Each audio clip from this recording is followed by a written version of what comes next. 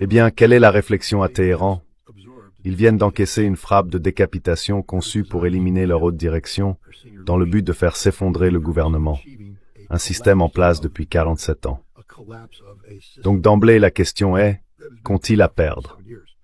Je veux dire, si on vient pour vous tuer, répondez-vous en gravissant l'échelle de l'escalade, ou dites-vous, nous sommes engagés dans une lutte existentielle pour notre survie.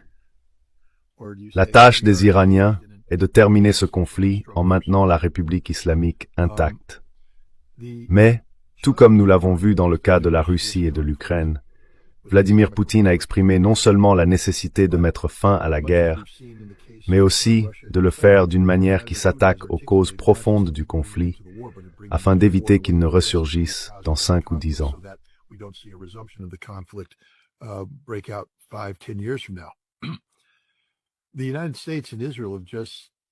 Les États-Unis et Israël viennent d'annoncer qu'ils s'engageaient à détruire le régime iranien. Le but de cette campagne est d'éliminer l'Iran. Ainsi, pour que les Iraniens sortent vivants de cette guerre, mais avec Israël et les États-Unis maintenant toujours une posture de changement de régime, cela ne résout rien. Alors que font les Iraniens? A. Ils mènent une bataille pour leur survie existentielle. B. Ils doivent gagner cette guerre. Et la victoire dans cette guerre signifie un changement de régime. Or, les États-Unis ont toujours parlé de changement de régime, ce qui ne signifie pas seulement renverser le régime, mais aussi modifier son comportement. Une façon de changer le comportement de l'administration actuelle est de garantir sa disparition politique. Je pense que Donald Trump a commis ici un suicide politique.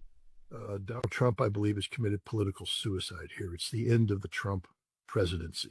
C'est la fin de la présidence Trump, cette décision de bombarder l'Iran. S'il ne remporte pas une victoire rapide et décisive, c'est terminé. Il sera balayé lors des élections de mi-mandat et destitué, probablement condamné. Et ce sera la fin pour lui.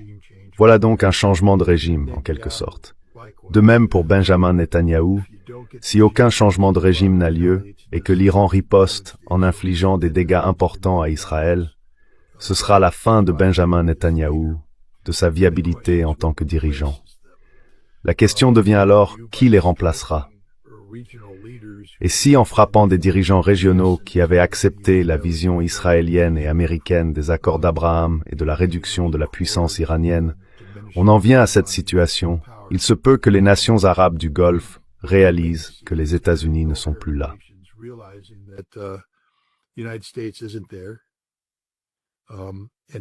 Et Israël est une nation qui peut être vaincue, et vous verrez un changement dans l'attitude du régime. Pour les différents pays arabes du Golfe, il est très important pour l'Iran que lorsque cette guerre prendra fin, cela ne se passe pas comme à la fin de la guerre de 12 jours. Vous avez mis fin au combat, mais l'état d'esprit visant à provoquer un changement de régime était toujours présent. Et c'est ce que nous voyons aujourd'hui.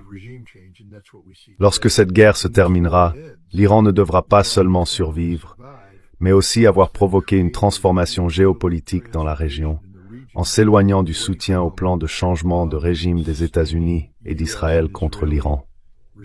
Cela exigera donc la défaite de l'armée des États-Unis.